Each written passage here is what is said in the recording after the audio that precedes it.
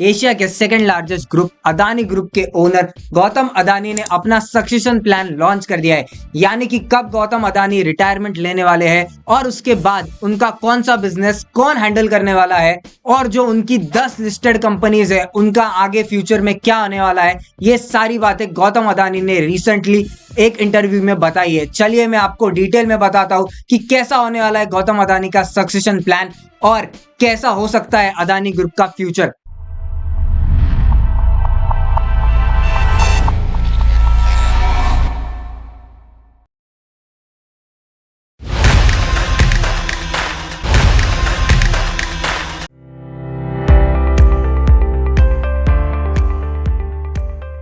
तो सबसे पहले बात की जाए तो अदानी ग्रुप की अभी 10 लिस्टेड कंपनीज है और इन सब की नेटवर्थ अराउंड 213 बिलियन डॉलर्स की है। तो गौतम अदानी जी अपनी 213 बिलियन डॉलर्स की जो कंपनीज है उनकी ओनरशिप कैसे डिस्ट्रीब्यूट करने वाले हैं, ये 4 होने वाले हैं। सबसे पहले करण अदानी जो उनके ही खुद के बड़े बेटे हैं, दूसरे है जीत अदानी जो गौतम अदानी के ही दूसरे बेटे हैं, तीसरा प्रणव अदानी और चौथा होगा सागर अदानी जो इनके भाई के बेटे हैं। तो इन चारों में ये 10 लिस्टेड कंपनीज का बंटवारा होने वाला है और ये चारों इनका मैनेजमेंट संभालने वाले हैं। और जैसा आप सबको पता है कि अदानी ग्रुप का जो प्रेजेंस है ये पूरे वर्ल्ड के अंदर है, इस वजह से ये जो इवेंट होने वाला है ये एक पूरा ग्लोबल इवेंट होने वाला है क्योंकि इतने ज्यादा लोगों का पैसा लगा है अदानी ग्रुप की कंपनीज पे। और आपको पता होगा कि अगर प्रॉपर सक्सेशन प्लानिंग नहीं होता है तो कंपनीज का क्या हाल होता है। जैसे मुकेश अंबानी और अनिल अंबानी के केस में आपने देखा ही होगा कि अगर सक्सेसर जो है वो सही से बिजनेस हैंडल नहीं करता है तो क्या हो जाता है। जैसा मैं आपको बहुत इंटरेस्टिंग डेटा बताना चाहूंगा, जैसे 70% ऑफ बिजनेसेस जो है वो अपने सेकंड जनरेशन के अंदर खत्म हो जाते हैं और बचे हुए 20% बिजनेसेस जो है वो अपने थर्ड जनरेशन के अंदर खत्म हो जाते हैं। यानी बस 10% ऐसे बिजनेसेस होते हैं जो अपनी 3 जनरेशन को सरवाइव करके चौथे जनरेशन पर अच्छा करते हैं। तो सक्सेशन प्लानिंग इसके लिए बहुत इंपॉर्टेंट हो जाती है कि कौन पर्सन कौन सी रिस्पॉन्सिबिलिटी लेने वाला है और कैसे कंपनी के विजन को आगे बढ़ाने वाला है। ये सारी चीजें सक्सेशन प्लानिंग के अंदर आती है। चलिए देखते हैं अदानी ग्रुप ने ये कैसा किया है और गौतम अदानी जी ने अपने कौन से बेटे को कौन सी कंपनी सौंपी है। चलिए देखते हैं। तो सबसे पहले बात करते हैं क्या गौतम अदानी तुरंत ही अपना रिटायरमेंट लेने वाले हैं, तो ऐसा नहीं है।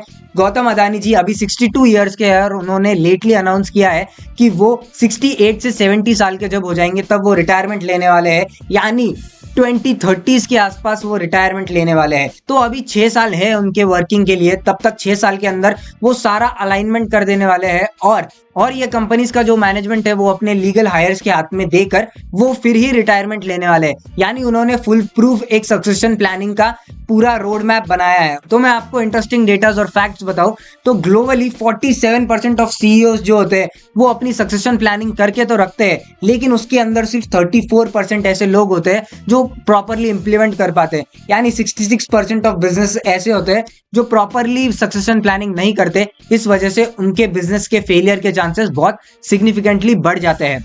और अगर एक बिजनेस अपनी सक्सेशन प्लानिंग प्रॉपर ना करे तो वो बिजनेस का जो मार्केट वैल्यूएशन है वो 20 से 50% गिर जाता है। ऐसा पास्ट में बहुत सारे केसेस में देखा गया है। इसके अंदर हम आगे डिटेल में चर्चा करेंगे हेनरी फोर्ड की क्या क्या गलती हुई जिस वजह से फोर्ड मोटर्स का इतना बड़ा डाउनफॉल आया। और ये वीडियो में आगे हम ये भी डिस्कस करने वाले हैं कि अदानी ग्रुप कौन सा अप्रोच लेने वाला है। क्या ये कंपनीज के पूरी तरह बंटवारे कर देने वाला है या फिर ये अपनी मैनेजमेंट को डिस्ट्रीब्यूट करने वाला है, सब कुछ आगे जानेंगे, इसलिए देखते रहिए वीडियो एंड तक। तो अब बात करते हैं अदानी ग्रुप की फ्यूचर लीडरशिप कैसी होने वाली है। तो अदानी ग्रुप जो है ये अपने बिजनेस को डिवाइड नहीं करने वाले, यानी अदानी ग्रुप कोई डिवीजन नहीं करने वाले अपने कॉन्ग्लोमेरेट के अंदर। ये क्या करने वाले, ये मैनेजमेंट को स्प्लिट करने वाले। यानी इनके जो बच्चे हैं उनको पर्टिकुलर बिजनेस दिया जाएगा और वो पर्टिकुलर बिजनेस हैंडल करने वाले हैं, लेकिन जो ओनरशिप है वो डिस्ट्रीब्यूट नहीं होने वाली। ओनरशिप सोल अदानी फैमिली के पास ही रहने वाली है। इस वजह से क्या होगा कि जो पर्टिकुलर लीगल हायर को जो पर्टिकुलर बिजनेस दिया गया है वो उधर इंडिपेंडेंट डिसीजन ले पाएगा और जो बड़े डिसीजन होते हैं बिजनेस ग्रुप के वो साइमल्टेनियसली पूरी फैमिली को लेने पड़ेंगे। इस वजह से जो डिसीजन मेकिंग है वो सही होगा और सारे बिजनेसेस फैमिली के विजन के हिसाब से ही चलेंगे। तो चलिए बात करते हैं अब मैनेजमेंट स्प्लिट कैसे होने वाला है। तो देखो मैंने मैंने पहले ही बताया था 4 भाई है, चारों में मैनेजमेंट स्प्लिट होने वाला है। सबसे पहले बात करते हैं करण अदानी। करण अदानी खुद गौतम अदानी के बड़े बेटे हैं, ये 37 ईयर्स के हैं और ये करंटली एमडी है अदानी पोर्ट्स के, यानी ये करंटली अदानी पोर्ट्स का बिजनेस हैंडल करने वाले हैं। अदानी पोर्ट्स आप सबको पता होगा इंडिया की 50% ऑफ शिपिंग कंटेनर जो है वो अदानी पोर्ट्स ही मैनेज करता है और अदानी पोर्ट का ये एम है कि वो 1 बिलियन टन्स का कंटेनर मैनेज कर पाए 2030 तक। अगर ये पॉसिबल हो जाता है तो इंडिया एशिया का लॉजिस्टिक्स हब बन जाएगा अदानी पोर्ट्स की वजह से। और दूसरा की बिजनेस जो है पोर्ट्स के साथ साथ सीमेंट का बिजनेस भी करण अदानी को मिलने वाला है। सीमेंट्स के अंदर आपको पता होगा अदानी ग्रुप ने काफी एक्विजिशंस किए हैं, एसीसी को एक्वायर किया है। इस वजह से अदानी ग्रुप का जो सीमेंट सेक्टर का बिजनेस है वो काफी ग्रो करने वाला है, क्योंकि इंडिया में इंफ्रास्ट्रक्चर का डेवलपमेंट होने ही वाला है। इस वजह से सीमेंट सेक्टर को आगे ग्रोइंग बताया जा रहा है। करंटली सीमेंट सेक्टर जो है वो लॉस मेकिंग है, लेकिन आगे जाके ये काफी प्रॉफिट दे सकता है। इस वजह से ये जो 2 की सेक्टर्स है, यहाँ करण अदानी को फ्यूचर में काफी प्रॉफिट होने वाला है। क्योंकि पोर्ट्स देखो, पोर्ट्स का ऐसा बिजनेस है जो आपको रिकरिंग पैसे देते जाता है और सीमेंट का भी सिमिलर टाइप ऑफ बिजनेस है। इस वजह से करण अदानी को ये 2 बिजनेस काफी हेल्प कर सकते हैं इनके फ्यूचर के अंदर। अब बात करते हैं छोटे भाई की। जीत अदानी जो है ये गौतम अदानी के ही छोटे लड़के हैं, इनका एज अभी 26 के आसपास है। इनको एयरपोर्ट का बिजनेस देने वाले हैं। जैसे आपको पता होगा अदानी ग्रुप जो है इंडिया का लार्जेस्ट एयरपोर्ट के अंदर प्राइवेट ऑपरेटेड नेटवर्क चलाता है, जो करंटली 90 मिलियन पैसेंजर्स को डेली सर्व कर लेते हैं और आगे भी फ्यूचर में प्रोजेक्ट्स मिलने के बाद ये ऑपरेशनल कैपेसिटी बढ़ने ही वाली है। और दूसरा इंपॉर्टेंट बिजनेस है डिफेंस का। अदानी ग्रुप अभी धीरे धीरे डिफेंस सेक्टर के अंदर उतरने वाली है और अगले 6 साल के अंदर अदानी ग्रुप अपना सिग्निफिकेंट प्रेजेंस बना देगा डिफेंस सेक्टर के अंदर। उसका बेनिफिट भी जीत अदानी को होगा। तो जीत अदानी के पास काफी फ्यूचरिस्टिक कंपनीज आने वाली है। तो आपको क्या लगता है कौन बेहतर परफॉर्म करने वाला है, करण अदानी या जीत अदानी? तो अब बात करते हैं प्रणव अदानी की। प्रणव अदानी जो है ये विनोद अदानी के बेटे हैं, ये गौतम अदानी के बेटे नहीं है। विनोद अदानी वही है जो दुबई के अंदर एक बिलियनर है और विनोद अदानी की खुद की भी नेटवर्थ 25 से 30 हजार करोड़ की है। तो प्रणव अदानी जो है ये 45 ईयर्स के है और ये अभी करंटली गैस और डिस्ट्रीब्यूशन का जो बिजनेस है वो देखते हैं। और अदानी रियलिटी आपको पता होगा, तो रियल एस्टेट के अंदर प्रणव अदानी का बहुत बड़ा प्रेजेंस है और प्रणव अदानी अभी काफी टाइम से अदानी ग्रुप से एसोसिएटेड है। जैसे धारावी रीडेवलपमेंट प्रोजेक्ट की बात की जाए तो यही लीड कर रहे हैं और अभी हिंडलबर्ग के टाइम पे जो भी रिपोर्ट्स आई थी उन सबके जो रिस्पॉन्सेस थे सब कुछ प्रणव अदानी ने हैंडल किया था। इस वजह से प्रणव अदानी जो है ये काफी की मेंबर है अदानी ग्रुप के और ये काफी एक्सपीरियंस्ड मेंबर भी है।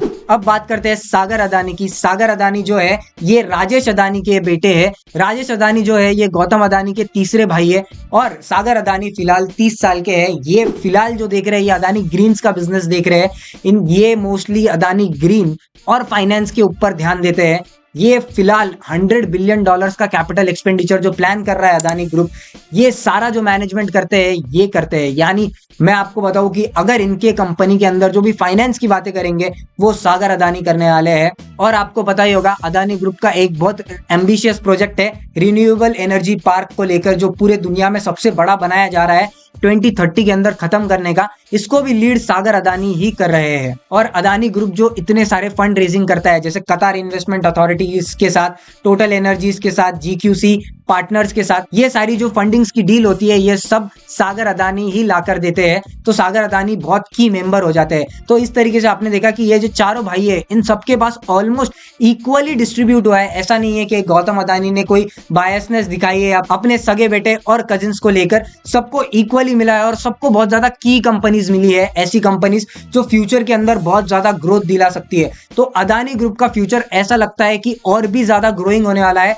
और शायद अदानी ग्रुप अभी सेकंड जनरेशन के अंदर और बेटर परफॉर्म करे फर्स्ट जनरेशन से। तो देखो सक्सेशन प्लानिंग क्यों इंपॉर्टेंट होता है इसका मैं आपको 2 एग्जांपल से बताऊंगा। सबसे पहले एक सक्सेसफुल एग्जांपल देखते हैं, फिर एक फेलियर वाला एग्जांपल देखते हैं और कैसे एक प्रॉपर सक्सेशन प्लानिंग करते हैं तो उस वजह से बिजनेस जो है आगे भी ग्रो करते रहता है। जैसे मैं इधर LVHM लुई विटॉन का एग्जांपल लेना चाहूंगा। अर्नोल्ड फैमिली इसके ओनर थे।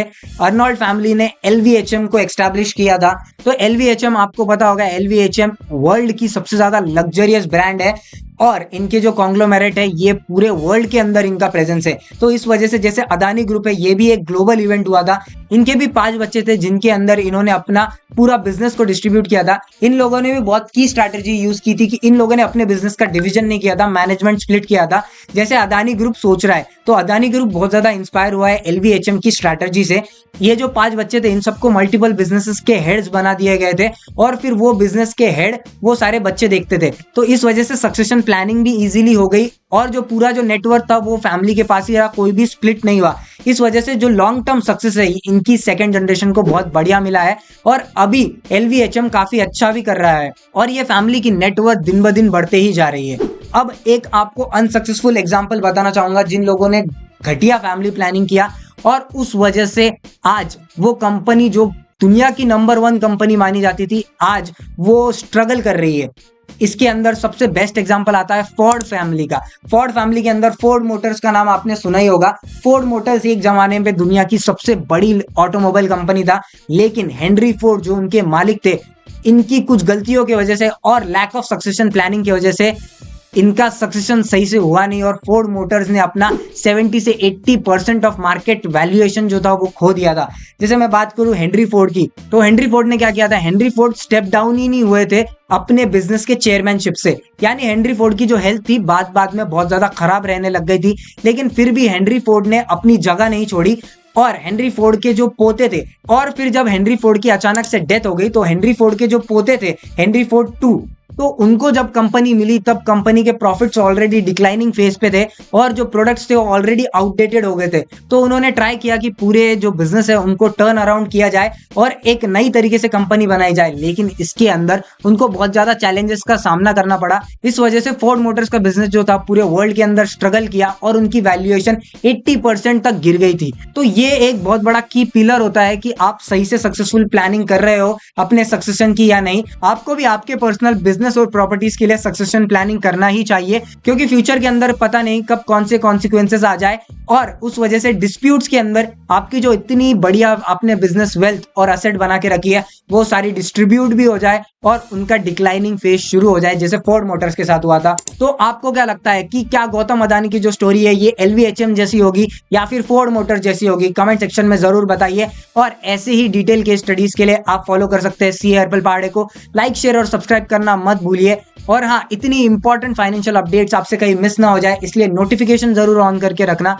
चलिए मिलते हैं नेक्स्ट वीडियो के अंदर, तब तक के लिए जय हिंद।